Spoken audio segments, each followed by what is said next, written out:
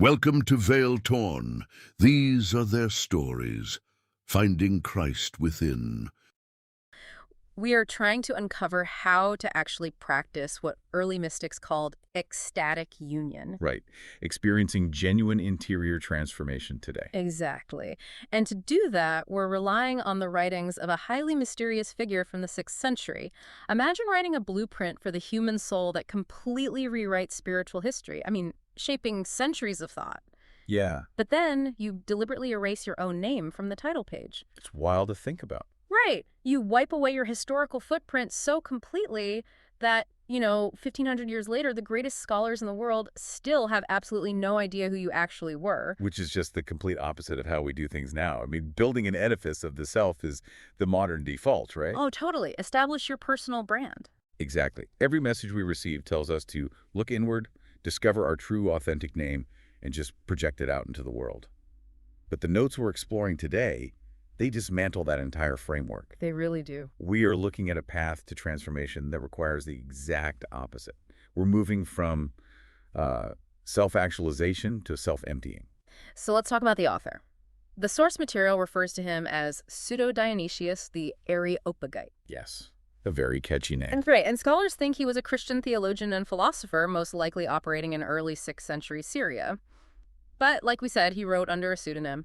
He basically hijacked the identity of a 1st century Athenian judge. And the choice of that specific pseudonym is just a brilliant story in itself. Yeah, unpack that for us because it's so specific. So he took the name of a man who gets exactly one brief mention in the book of Acts, chapter 17. The Apostle Paul is in Athens, standing at the Areopagus, and he points out this altar dedicated to the unknown God. And Paul uses that as a jumping-off point to preach. Yeah. And this judge, Dionysius, becomes one of his few converts there. Oh, wow. So by adopting this obscure judge's name, our 6th century author isn't just hiding. Right. He's actually aligning his entire theological project with that concept of the unknown God. It's a brilliant literary and theological move, truly. So, to understand how this guy's mind works, our roadmap today centers on his major surviving works. It's a collection known as the Corpus Dionysiacum. Right, which includes treatises with these heavy titles like the divine names, the mystical theology, the celestial hierarchy, and the ecclesiastical hierarchy. Right.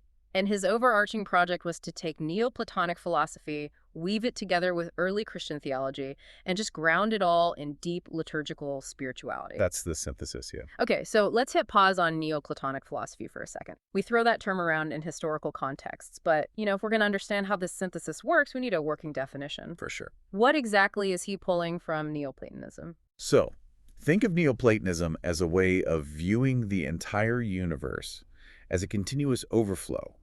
An overflow from a single, perfect, infinite source. Okay. And they just called this source the One.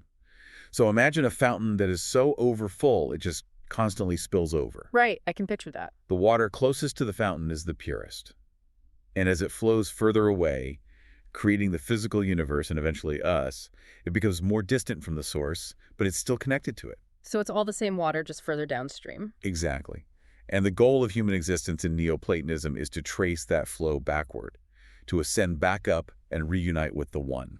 Okay, so Dionysius takes that philosophical framework, this fountain flowing outward and humanity trying to swim back up to the source, and he maps it onto the Christian understanding of God and the cosmos. He does.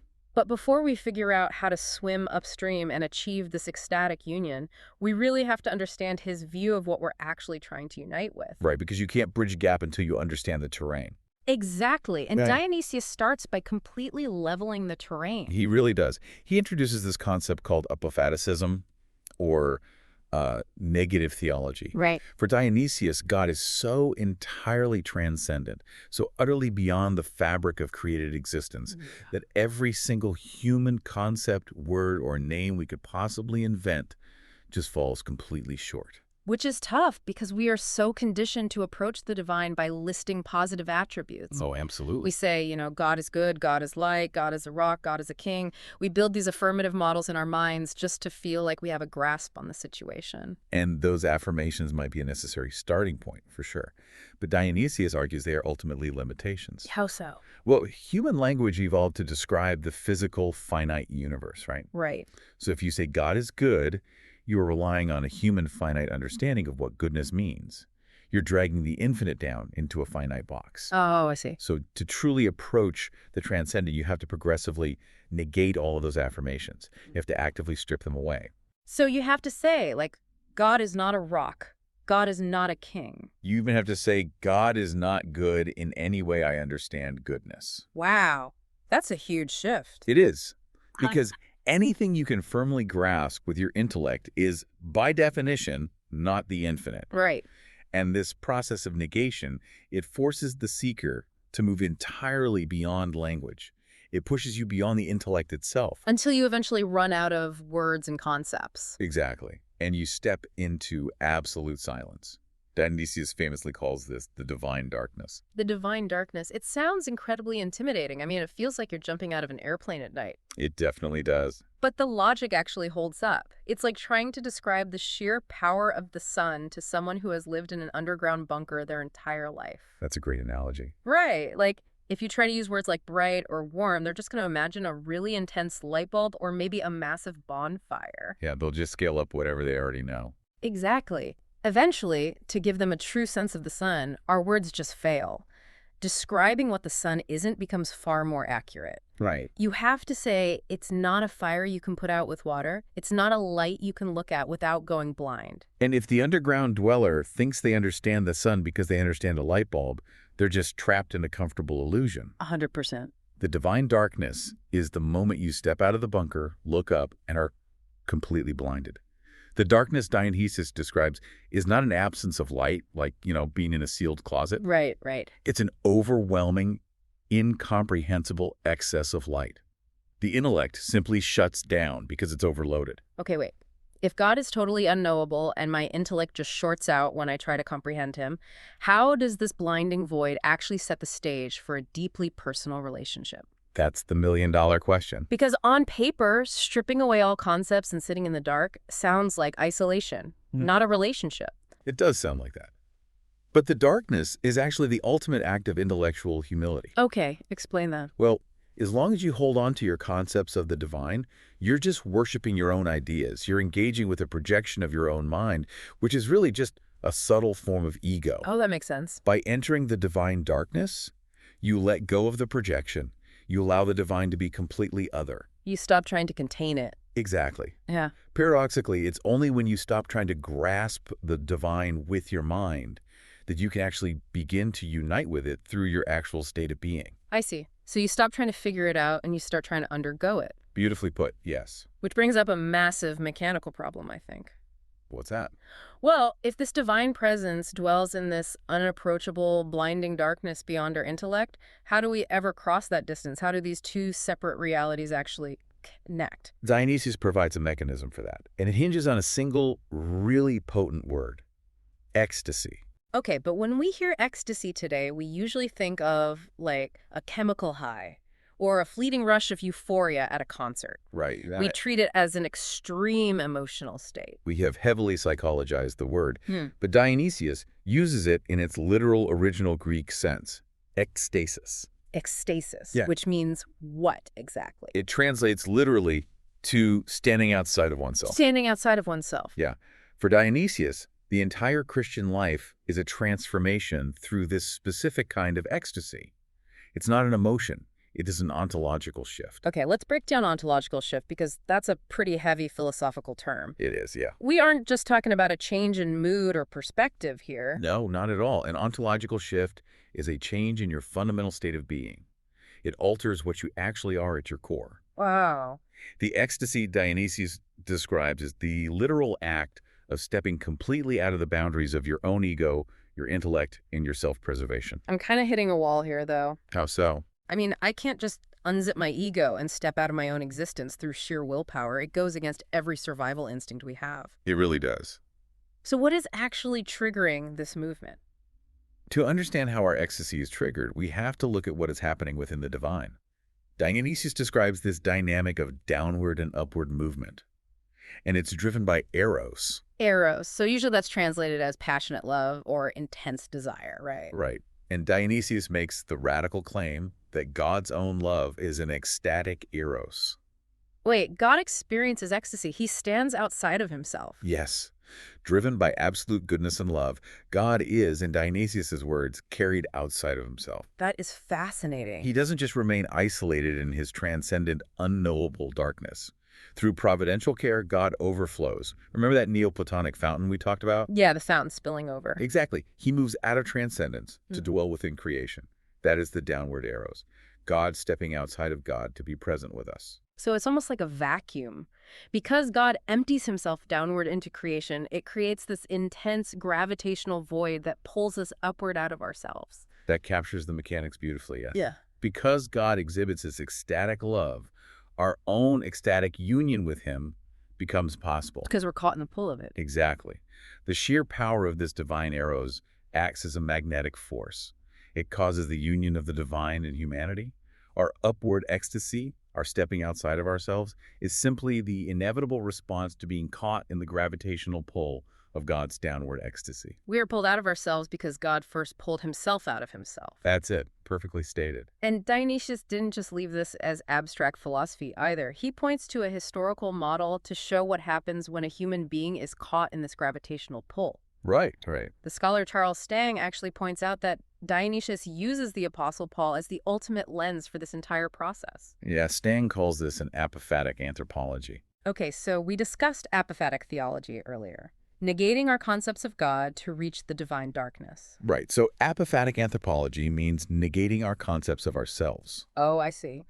And Paul is the poster child for this. In the book of Galatians chapter 2, verse 20, Paul makes this famous confession. He says, "It is no longer I who live, but Christ who lives in me." It is no longer I who live. I really want to linger on that because it is so deeply counter to the air we breathe today. Oh, completely. Right. Like if you look at modern self-help culture, the prevailing wisdom is that to find peace or spiritual grounding, you need to find yourself. You Exactly. need to look inward, define your trauma, set your boundaries, and solidify a really strong, unshakable identity. Yeah. Basically build a fortress. Yeah, fortress of the self. But Dionysius is saying the goal is to become completely ruptured. You have to become unknown. You step so far outside of your own ego that a divine presence can rush in to fill the vacuum. It is a profound contradiction to modern individualism.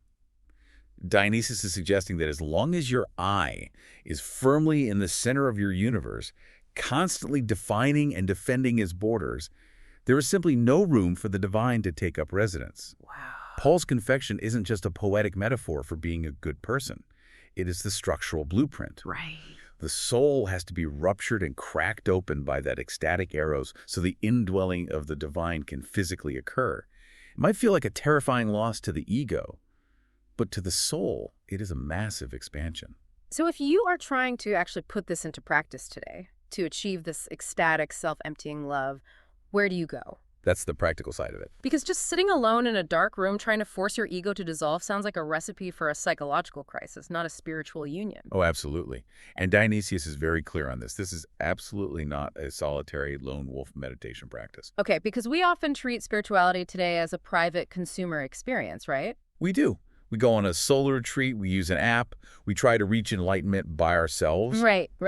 But for Dionysius, the required context for this upward ascent is extremely specific. It is the church. The church itself. Yes.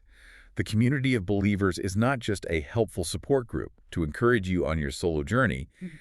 The community is the actual vehicle for the ascent. So it's collective. Entirely. To discover Christ within, you must participate in the sacraments alongside others. Okay, let's look at the Eucharist then. The practice of taking communion as the primary example of this. Sure. Because the modern tendency is to view communion as a deeply personal, almost closed-off moment. You close your eyes, you take the bread, and you have a private, vertical conversation between yourself and God. Right. But Dionysius pushes us way beyond that individualized view. How so? By participating in the Eucharist, believers aren't just forming a bunch of individual parallel tethers to Christ. The act of the sacrament draws them horizontally into a deeper unity with each other. Dionysius actually writes that this union happens when a perfect communion of all the participants is achieved. So you cannot be united with the divine if you remain separated from your fellow participants. Exactly. The horizontal connection is the prerequisite for the vertical connection. Precisely. the process of becoming deified. Yeah. Which means being transformed and elevated toward union with God. Right. That happens specifically because you are absorbed into the single unified body of Christ. It's like we are all individual singers, right? I like where this is going. If you want to practice ecstatic union, you don't go into a soundproof booth to sing a solo. You join a massive choir. Yes. When you join the choir, you lose the distinct isolation of your own single voice. You step outside yourself. There is that ecstasis again. Exactly. But through the music, through the sacraments, you merge into a single massive harmony. The song you are creating together is the mechanism that pulls you upward. That is a perfect way to visualize it. The choir is the hierarchy. And to fully understand Dionysius, we really have to look at his use of that word. Hierarchy. Yeah. Dionysius actually coined the word hierarchy. Wait, really?